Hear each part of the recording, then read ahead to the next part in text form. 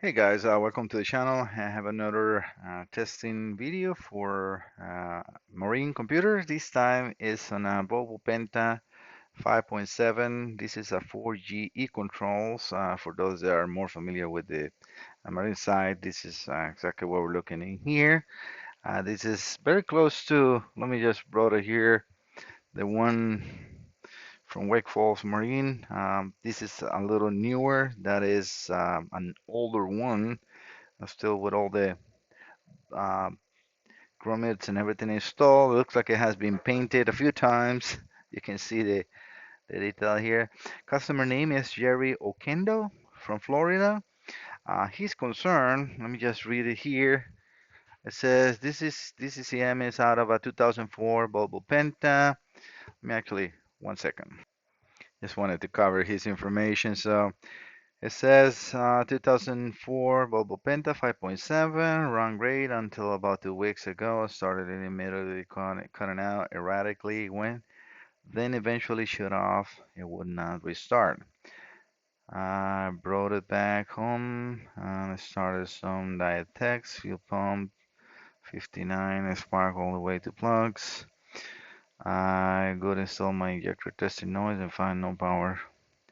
Triggering injectors, maybe he refers about no ground because the power should be strong and always to the injectors. Again, the computer triggers the ground side, not the power side. When cranking engine over, replace my cam sensor in distributor just to be sure. The poor part, I'm not sure how to read that. Of that part, good. I also inspected my harness for any damage. None was found. Please verify that my injector drivers have failed and estimate me a repair. Thanks. Jerry, yeah, your injectors are all working good.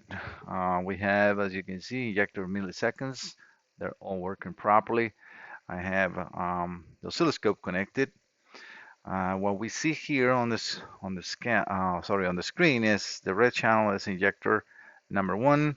The green is the ESC signal that goes over to the coil module and then to the distributor. So it's one signal for all the coils. And then blue and yellow at the bottom are the actual. I need to change these letters in here, but I haven't taken a picture. This is the IAC drivers. So I have. I'm using right now the IAC built into this simulator, so we can see the changes on the IAC immediately here. So this is perfect in all the injectors and one coil, so everything is working good. Nothing wrong with the computer.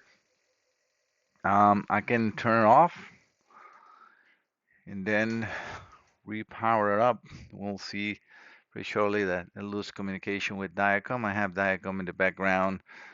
As you can see, lost communication, so I'm going to turn the ignition on. Just keep a look on the fuel pump relay.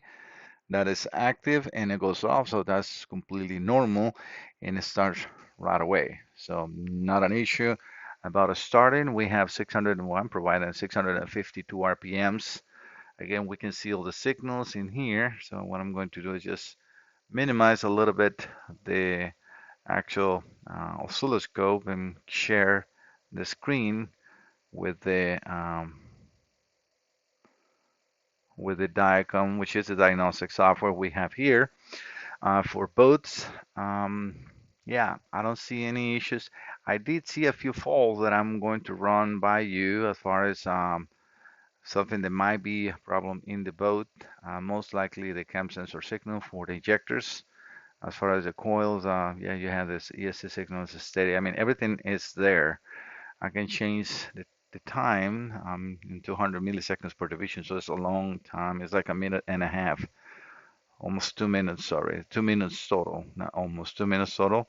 So I'm going to change these so we can analyze the signals a little better. But yes, if we see the injectors, let me change this to a little more.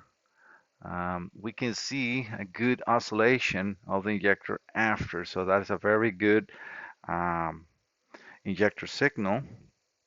And again, nothing wrong with the computer. I'm gonna let it run for a while. Obviously, I probably have like 15, 20 minutes running the computer and then we go from there. But it's starting every single time. So if I find something else, I will immediately record another video. But so far, I cannot reproduce your concerns. I hope that this is something that you are now not starting. Control replace. Let me see. Spark. I brought back home and start some diet tests. Run great until about 2 weeks ago. Started intermittent cutting out erratically, then eventually shut off and will not restart. So yeah, you definitely have a no start condition, not the computer. I'm going to check pinouts, make sure that nothing is corroded on the pins connectors on the computer. But yeah, you're gonna have to check your harness or connectors. There is a few connectors in between the cam sensor signal in the distributor going back to the computer that you might have to check. Not uncommon to get corrosion in the pins, and if you're using a multimeter, I will recommend you to just unplug the distributor, unplug the computer, and use a test light with a multimeter, but load test every wire, because if you just use a multimeter can show you a good resistance, and if you don't load it, it's not going to show that you have a problem in the wire.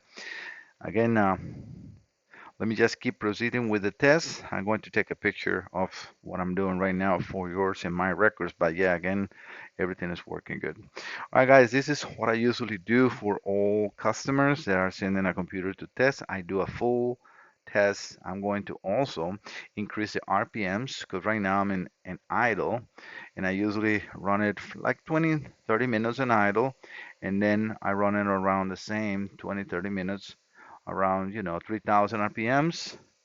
Change the throttle position to, let me just, I'm trying to change the throttle position to around 25, 30%, and that is what we're looking for in a 3000 RPM. And we can see immediately that the injector millisecond change. I can change that with the map uh, manifold air pressure sensor. These are engines map. So if I change these, you can see that immediately all the injectors are responding. I can go back to my normal values around 4.8 with 3000 RPMs. I try to keep the manifold pressure around 12.7 inches of mercury. I find that that is the sweet spot for the injectors or so drivers to fail, and that's what I use it like that. But yeah, so this is what I do for all the customers. And if you want to bring a computer, I try to test it as much as I can. I always ask a few questions before you send the computer to see what else I might need. On the both sides, there are no immobilizers, so not a problem. I can just work on the computer, but some of them are using, PCU and some other things that aren't unnecessary in order to completely test a computer. I can simulate most of the signals, and like in this case, 100% of the signals for this computer. But some of the newest ones, Verados and Mercury's, they're using control arm that they call, the accelerator on the tab, the control arm. And some of the signals, they have switches. They have to respond to controls coming from the computer that I might need in order to completely test your setup. All right, but I don't want to take much longer of your time. I hope you like this content, and you can start sharing and recommending my channel with all your friends. I know that we have a lot of boats around, so if you need your computer for boat tests, just give me a call or send me an email at Mike, which spells MAIC, at MikeSalazarDiagnostic.com. Again, Mike is MAIC. Salazar is Salazar diagnostics.com. I will put them on the video so you guys can see everything to contact me in case you want to send a computer. But yeah, for Jerry, I think everything looks good so far. I'm going to keep it starting, turn off, and then again save captures for him and for my records. But this is what I do. All right, guys. Talk to you. See you next time. Bye bye.